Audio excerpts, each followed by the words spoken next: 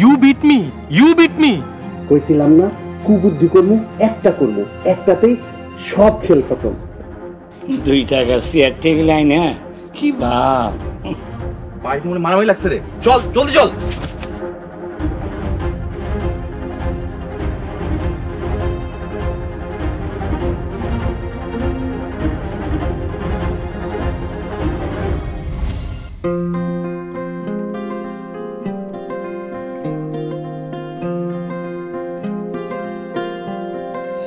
সোহাগ ভাই আসতে পারি? হাই সোহাগ ভাই কি করো? সার্টিফিকেটগুলো নাইড়াচাড়া দেখতেছিলাম। হঠাৎ সার্টিফিকেট দেখতেছো কেন? তরুণ আমারে দারুণ একটা চাকরির খবর দিছে, তরুণেরই কলেজে। পদের নাম হইতেছে অ্যাসিস্ট্যান্ট লাইব্রেরিয়ান। আর ওই চাকরির জন্য যা যা যোগ্যতা লাগবে আমার সাথে সব ঠিকঠাক মতো যায়। ও তাইলে তো ভালোই হয়। হ, আর এই যে সার্টিফিকেটগুলো দেখতেছোস, এটি আমার শিক্ষা জীবনের অধ্যাবসায় আর পরিশ্রমের ফসল। এগুলো নাইড়ে সাইডা দেখলেও না মনে শান্তি লাগে। আচ্ছা তুই কি লেগাইছিস? তোমার কাছে একটা পড়া বুঝতে আইছিলাম। তোমার বন্ধু আমার ভাইজান, জানোই তো, ভালো চাকরি পায়া এখন তার দাম বাইরে গেছে, আমারে ঠিক মতন পড়ায় না। এখন তুমি আমার শেষ আশা ভরসা। খুব ভালো করছিস, সমস্যা নেই, তুই আমার কাছে আইস। আজকে না আমার মনটা অনেক ভালো। দাদি আমার বাপ চাচা যে শাস্তিটা দিয়েছে এই কথা মনে পড়লে হাসতে হাসতে পেট ব্যথা হয়ে যায়। আচ্ছা দেখ কনসেপ্টটা বুঝছ না? দিতাছি দাঁড়াও।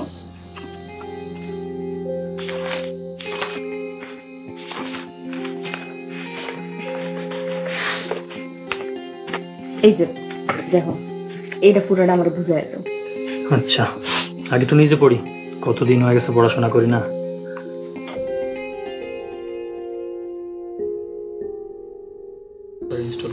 কিরে তুই কি করতেছস? সোহাগ ভাই তোমার গালে একটা মশা বসিল, যা যা।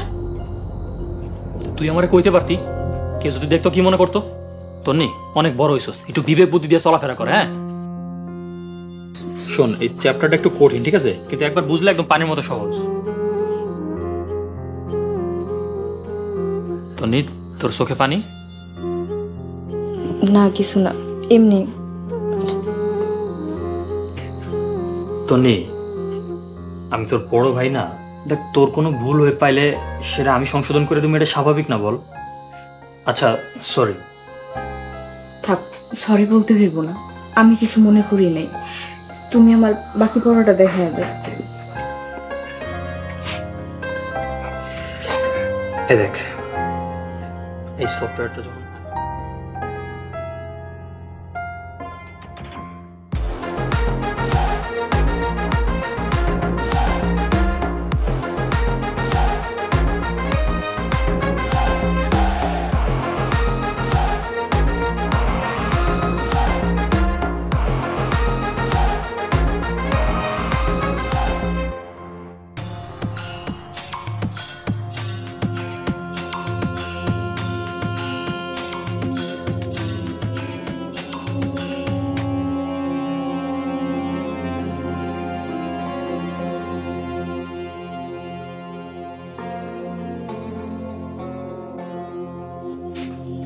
জান্নাত,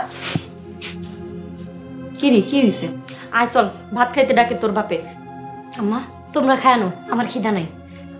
ভাত খাবি না কেন? আবার কি হয়েছে? আম্মা তন্নির এত বড় সাহস, তন্নি আজকে আমার গায়ে হাত দিছে, আমার চুল ধরে টানছে। আমি বিষয়টা কোনোভাবেই হজম করতে পারতাছি না।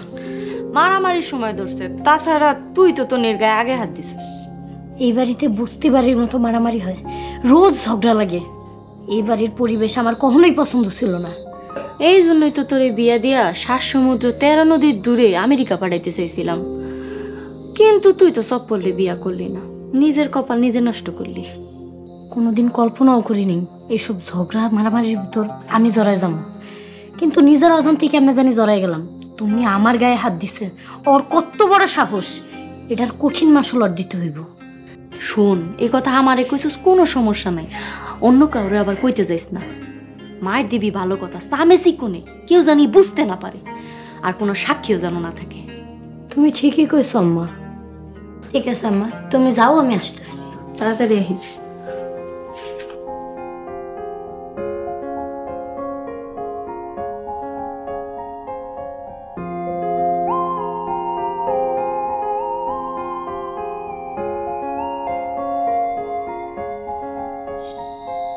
হ্যালো সফর ভাই, কেমন আছেন?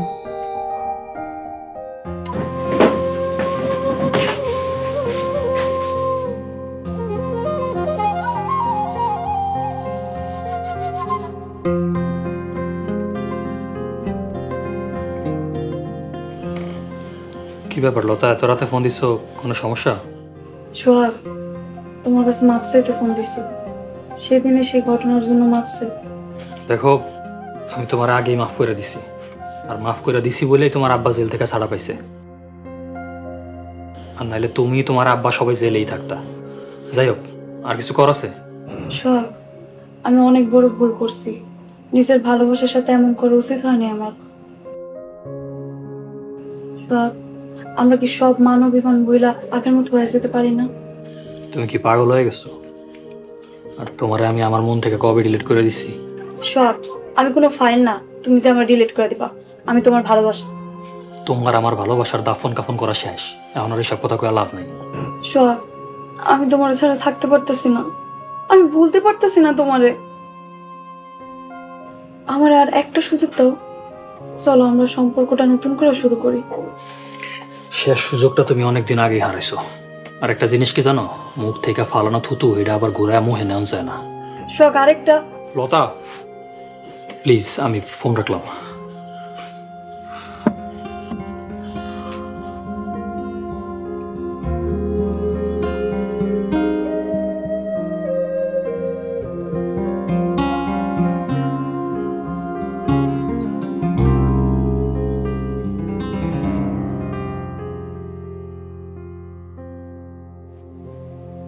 তুমি বারবার এখানে কেন আসো?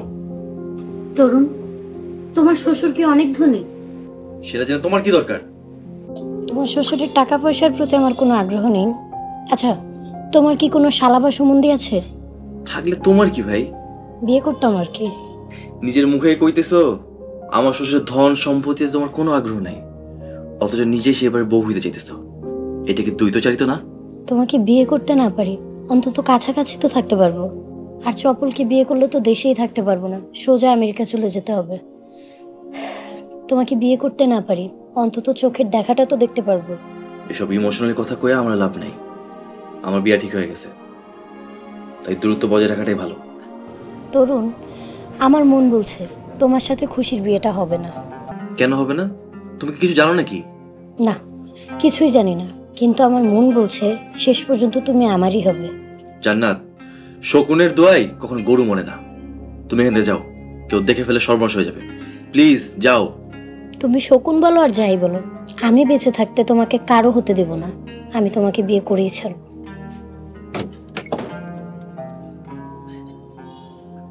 তরুণ,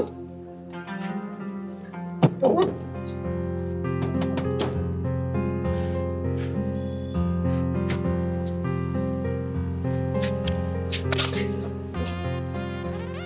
ডাকি, এমন সবাইরে ডাকি, তোর বাবা মারে ডাকি, দেখুক তাগো মাইয়ার কর্মকাণ্ডগুলো দেখুক।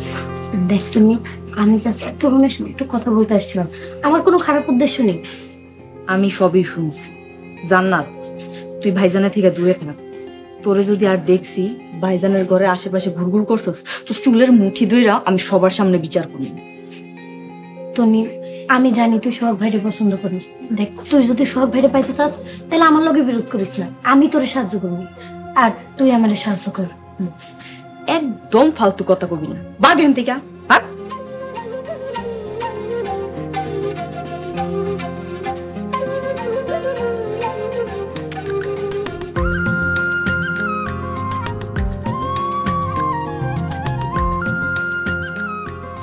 আসসালামু আলাইকুম লতিফ ভাই।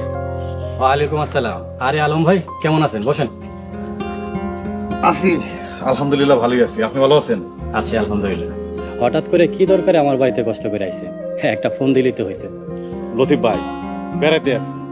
ধরেন আপনার বাড়িতে একবেলা খাইবার আসছি, কোনো অসুবিধা আছে? না ভাই, কোনো অসুবিধা নাই। বেড়াইতে আইছেন, খুশি হয়েছি। বলেন কি খাইবেন? কি খাবো না? কি খাওয়া যায়? এক কাপ চা খান, তাতেই আমি খুশি। আচ্ছা ঠিক আছে। খুশি মা, খুশি? জি আব্বা।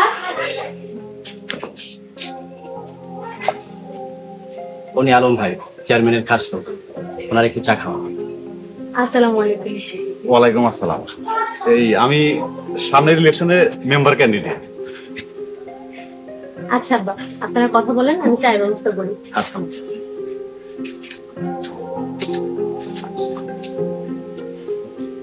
আপনার মেয়ের ব্যাপারে আমি শুনছি আগের একটা সংসার নাকি ভেঙে গেছে। অসুবিধা নাই, এটা একটা অ্যাক্সিডেন্ট। তা নতুন করে মেয়ের বিয়ে নিয়ে কি উদ্যোগ নিলেন? আর সারা জীবন তো আর মেয়ের ঘরে বসে রাখবেন না, তাই না? আল্লাহ যখন চাইবেন তখন অবশ্যই হইব ইনশাল্লাহ। ঠিকই কইছেন, অসুবিধা নাই। ওই বিকালে একবার চেয়ারম্যান ভাইয়ের অফিসে আসেন।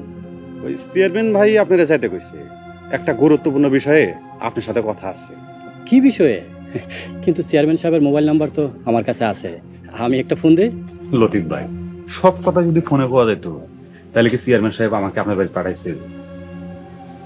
ও, আপনার আসার কারণ তাহলে এটা? জি ভাই, আর একটা কথা, এই বিষয়টা একটু গোমর রাখেন, মানে কারোর সাথে শেয়ার একটু করার দরকার নেই।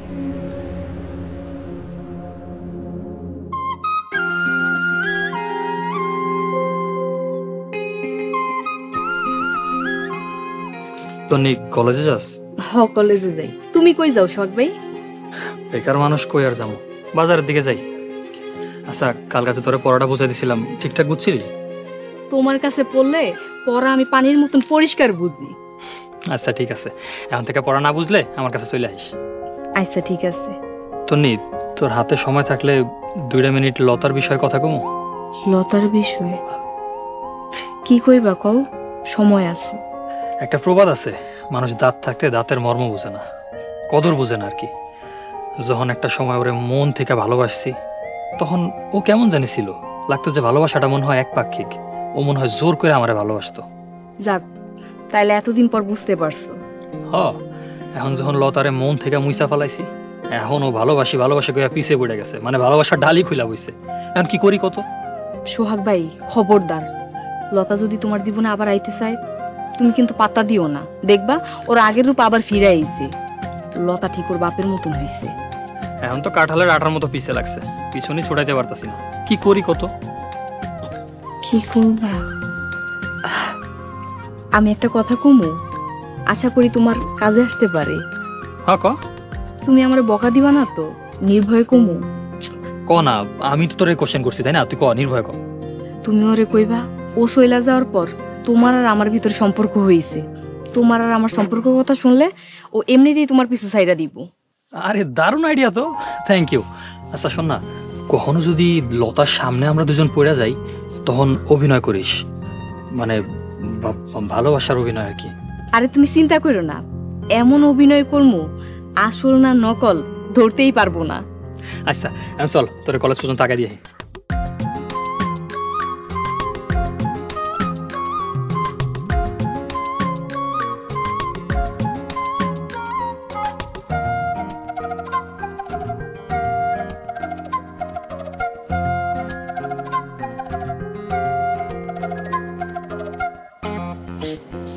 লতা, লেটস গো। তোমার কলেজে দিয়া তারপর খালুর কাছে যাবো। ইজ্জত ভাই, আপনার নামের ইজ্জতটা রাখেন। What and why? এই ইজ্জতের ইজ্জত যাওয়ার মতো এই ইজ্জত কি করছে? আব্বা পরিষ্কারভাবে আপনারে কইছে আমার লগে কলেজ যাওয়া দরকার নেই, তারপর রোজ রোজ কেন এই নাটকটা করেন?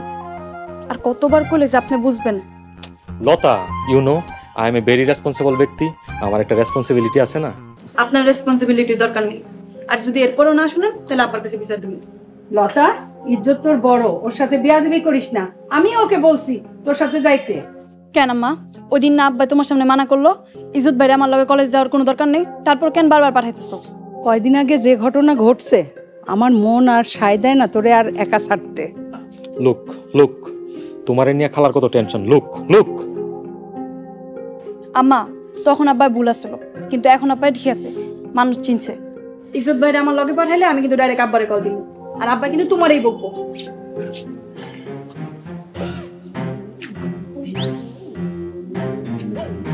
খালা, লতা তো আমার 2 চোখে দেখতে পারে না, ওরে কেমনে বিয়েতে রাজি করাবো? আই ডোন্ট নো খালা, আই ডোন্ট নো।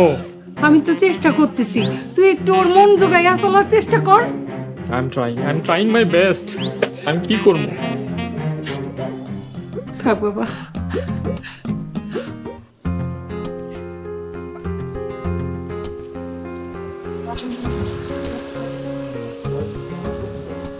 তুমি তাহলে আমি যাই রে। সোহাগ ভাই একটু খাও, লতাইতে আছে। সাবধানে যাও, হ্যাঁ? কলেজ শেষে সোজা বাড়ি চলে আসবা। আমাকে বেশিক্ষণ না দেখলে ভালো লাগে না। জান, আমারও তোমার বেশিক্ষণ না দেখলে ভাল লাগে না। সে বিকালবেলা তোমার সাথে দেখা হইবে। একটু কষ্ট করে টাইমটা পার করো, যখন সন্ধ্যায় পড়তে আসবা তখন চুটিয়ে গল্প করবো। আচ্ছা ঠিক আছে। দেখো না ওই যে লতা।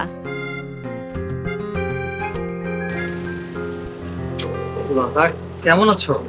ভালো। যাও, তোমার কলেজে যাওয়ার সঙ্গী পেয়ে গিয়েছো, এবার আমি নিশ্চিত হলাম। আচ্ছা ঠিক আছে, যাইতেছি। এই শোনো, টিফিন পিরিয়ডে কিন্তু কল দিবা অবশ্যই। আচ্ছা ঠিক আছে, কল দিব তো, এটা তোমার বলতে হবে। Okay Lata, bye. Bye by.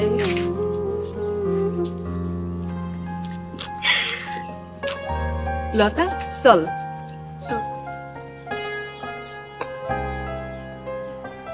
ভাই আপনি ডাকছেন আর আমি না আসা পারি? বলেন ভাই, কি জন্য ডাকছেন? লতিফ ভাই, এই দরখাস্তটা পড়েন।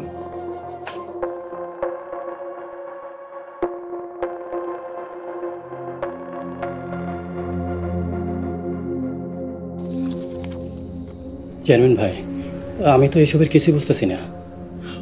বড় ভাই, আমি আপনারে বোঝাই বলেছি, এটা হইতেছে সেই দরখাস্ত আপনার মেয়ের যে পোলার লগে বিয়ে ঠিক করছেন সেই পোলার প্রাক্তন প্রেমিকার দরখাস্ত। এই মেয়ের লগে প্রেম করে ওই পোলা এখন আপনার মেয়েরে বিয়ে করতেছে। সেই মেয়ে বিয়া স্থগিত করার জন্য আমার কাছে একটা দরখাস্ত দিছে।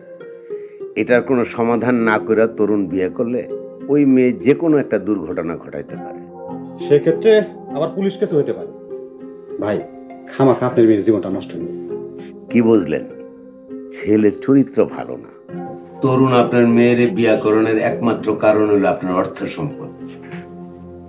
হাই মাহবুদ, আমি তো এসবের কিছুই জানি না। আরে ভাই, আপনি যাতে না জানেন এর জন্যই তো তরুণের পরিবার এত গোপনীয়তা রক্ষা করতেছে। এই সহজ জিনিসটা বুঝেন না? ওই মেয়ে হইল এই ভদ্রলোকের দূর সম্পর্কের ভাগ্নি। কিন্তু ভাই, এটা তো ষড়যন্ত্র হইতে পারে, কারণ তরুণের ব্যাপারে আমি ব্যাপকভাবে খোঁজখবর নিছি, কেউ তো খারাপ বলে নাই। তাছাড়া ছেলেটা উচ্চশিক্ষিত, কলেজের লেকচারার। কার ঘাড়ে কয়টা মাথা, বুঝতেছেন না বিষয়টা? তরুণের এলাকা সবাই ভয় পায়, ভয়ের কারণে তো আপনার ও যে খারাপ পোলা কেউ কিছু কয় নাই। সব কথা ফাইনাল। এখন যদি বিয়েটা ভাঙা যায় তাইলে তো আমার মেয়ে মানসিকভাবে ভাঙা পড়বো। ভাই, প্রতিদিন দুঃখ পাওয়ার চেয়ে ক্ষণিকের দুঃখ পাওয়া অনেক ভালো। আপনি একটু অপেক্ষা করেন। এই মেয়ে, এদিকে আসো।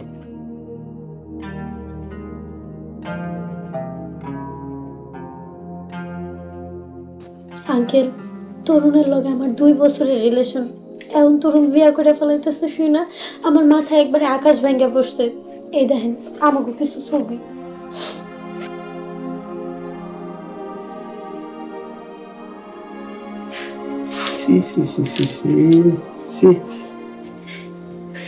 আচ্ছা মা, তোমার নাম জেনে কি বললাম? জান্নাত। আঙ্কেল, আপনার লগে যে আমি দেখা করছি, তরুণ যদি জানতে পারে ও একবার আমার মাইরেই ফেলাইব। দয়া করে আপনি আমার বিপদে ফেলায়েন না। আচ্ছা ঠিক আছে, এই বিষয়ে তরুণ কেন কিছু জানবো না। আঙ্কেল, তরুণ অনেক রাগী পোলা। ওর একবার রাগ উঠে গেলে ও জাস্ট জানোয়ার হয়ে যায়, হিতাহিত জ্ঞান থাকে না। আমি শুনছি সে আপনার মাইয়ারে টাকার লোভে পড়ে বিয়া করতেছে। তারা গোপনে তাগো বাড়িতে বিল্ডিং করার প্ল্যান করতেছে। এমন লোভী পোলার কাছে আপনার মাইয়ারে বিয়া দিয়েন না। তুমিও তো ওই লোভী ছেলেটারে ভালোবাসছো, তুমি ছাড়তেছো না কেন? আঙ্কেল, কি আর কমু, আমি অনেক গরিব ঘরের একটা মাইয়া। আমার কাছে মান সম্মান ভালোবাসা অমূল্য। তাই যত কষ্টই হোক আমি তরুণের লোভে সংসার করতে চাই। লতিফ ভাই, আমি জানি তরুণ জান্নাতের বিয়ে করলে কিচ্ছু পাইব না। আপনার মেয়ের বিয়ে করতে চায় শুধু টাকার লোভে। একটা ছেলে কলেজের লেকচারার, তার স্বভাব চরিত্র এত খারাপ হয় কিভাবে? কলেজের লেকচারার হইলে কি হইব? ও যেমন লোভী, ওর ফ্যামিলিটাও এমন লোভী। বুঝেন না, কলেজে আর কয় টাকা বেতন পায়? দয়া করে আমার এত বড় সর্বনাশ করেন না। জান্নাত, কান্দিস না। চেয়ারম্যান সাহেব থাকতে কোনো চিন্তা করবি না। প্রয়োজন হইলে বিয়া বাড়িতে যা বিয়া ভাঙু, তুই টেনশন নিস না তো। ঠিক আছে মা, তুমি যাও। আশা করি লতিফ ভাই সবকিছু বুঝতে পারছে। আচ্ছা ঠিক আছে, আসি। আসসালামু আলাইকুম। ওয়ালাইকুম আসসালাম।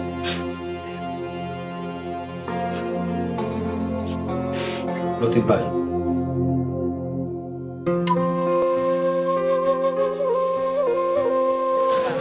এখন দাঁড়া, তোর একটা কথা জিজ্ঞেস করবো। শোন, ক্লাস শুরু হইতে আর 10 মিনিট বাকি আছে, তাড়াতাড়ি চল। সোহাগের সাথে কি তুই রিলেশন আছিস? তুই 2 দিন পর পর সোহাগকে অপমান করবি, অবহেলা করবি, আর বেচারা সবকিছু মুখ বুঝে সহ্য করব?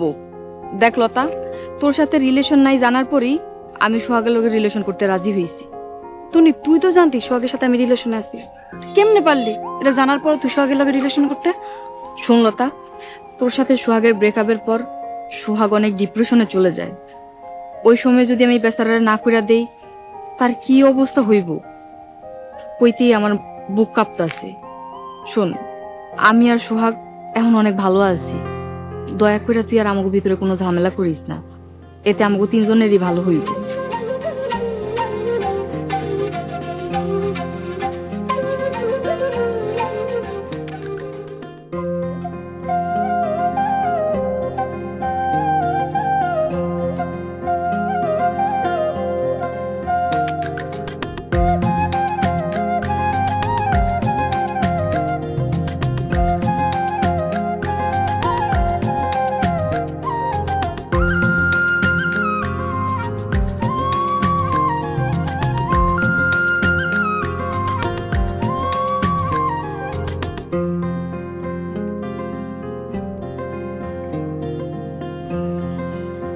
এই জানাত দিদা, কাজ হইছে? 100% হয়েছে কাকি। সত্যি কইতাছস? আর সত্যি কইতাছি, একদম প্রমাণ সহ দেখাইছে। আর তোমার যদি বিশ্বাস না হয় তাহলে লিটন মামারে জিগা, লিটন মামা এখানে উপস্থিত ছিল। ময়েজ আর সাবিনার সব স্বপ্ন শেষ। এতদিন খুব মজা নিছে, আজ দেহুম মজা কই গেছে। আচ্ছা কাকি, মাইজা কাকি আবার আমাকে একলগে দেখলে সন্দেহ করবো। আমি এখন তাহলে যাই। আচ্ছা যা, থ্যাংক ইউ।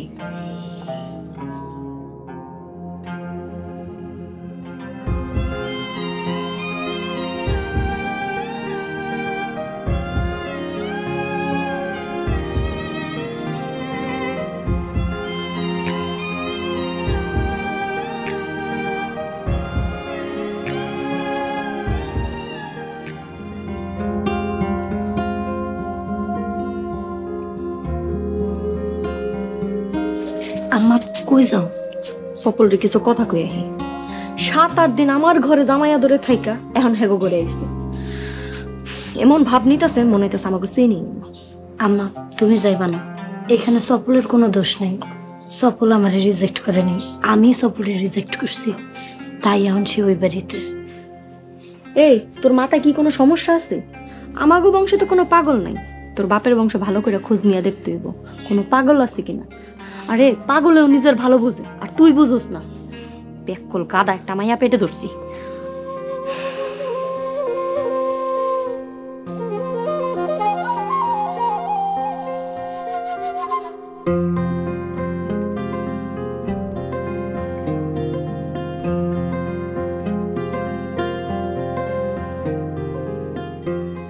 আসসালামু আলাইকুম লতিফ ভাই।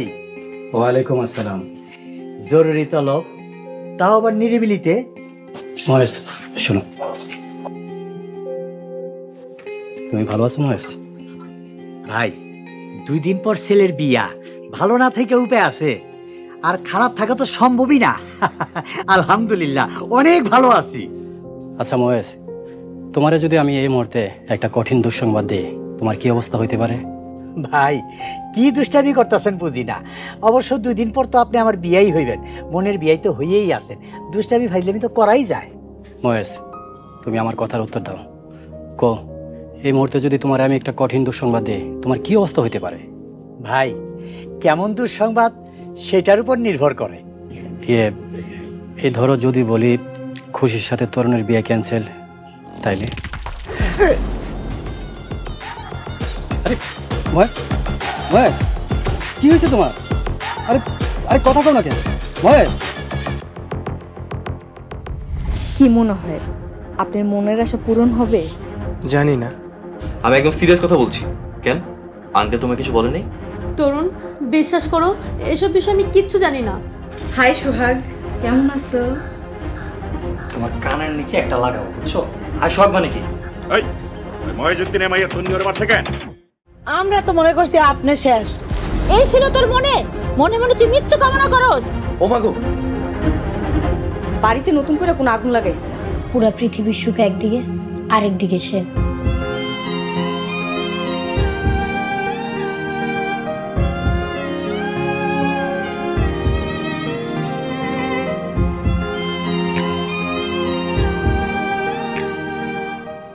শয়তানটা নাটক শুরু করে দিয়েছে। খারাপ তো নাটক বাইর করতেছি আমি। এই লিটন আর সেই লিটনের মধ্যে অনেক পার্থক্য। বাবর আলী দফাদারের সাথে চালাকির স্বাদ জনমের মতো মিটাই। দেশে কি বিচার আইন আদালত নাই? তুই আর তোর বাপ টাকার কাছে বিক্রি হয়ে গেছিস। বিয়েতে যত টাকা পয়সা লাগবে সব আমি দিব, সব খরচ আমার। আমি যদি এই প্রতিশোধ নিতে না পারি তাহলে আর আমার রাজনীতি করা দরকার। প্রতিশোধ গরম গরম নিতে নাই। বড় ভাই রাগ করো না প্লিজ। আমার পরিবারের কোনো অসম্মান হয় এমন কোনো কাম আমি কোনোদিন করবো না।